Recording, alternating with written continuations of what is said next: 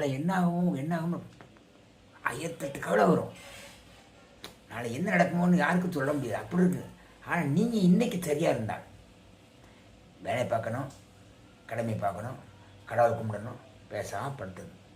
இன்றைக்கி தினத்துக்கு நீங்கள் சரியாக இருந்தால் எத்தனை நாளுக்கு எவ்வளோ பிரச்சனை வந்தாலும் உங்களை ஒன்றும் செய்ய முடியாது, அசைக்க முடியாது. ஏன்னா நீங்கள் உங்களுடைய இதில் காலில் நின்றுட்டுருக்கீங்க, ஒரு செடியை நிற்கிறீங்க, அது பாதகமே வராது.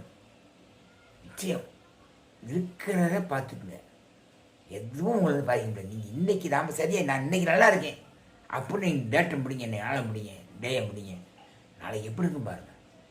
இப்படியே இன்றைக்கி நான் சரியாக இருக்க இருந்தா இன்றைக்கி குளிக்கிறோம், துணி மாற்றுறோம், பல்லுவரம் குளிக்கிறோம், துணி மாற்ற சட்டையெல்லாம் மாற்றுறோம்ல, இதே தான் நித்திய கடமை. இதுபோல் இன்றைக்கு என்னை நான் ஒழுங்காக வைத்துக்கொள்வேன் என்று கடமையில் சரியாக இருந்தால், அதாவது யோகா பிராணாயம் தியானம் அதெல்லாம் செஞ்சுட்டு வேலையை போயிட்டு கடவுளை கும்பிட்டுட்டு பேசாமல் கொஞ்ச நேரம் தியானம் பண்ணிட்டு இப்படி இருந்து பாருங்கள்.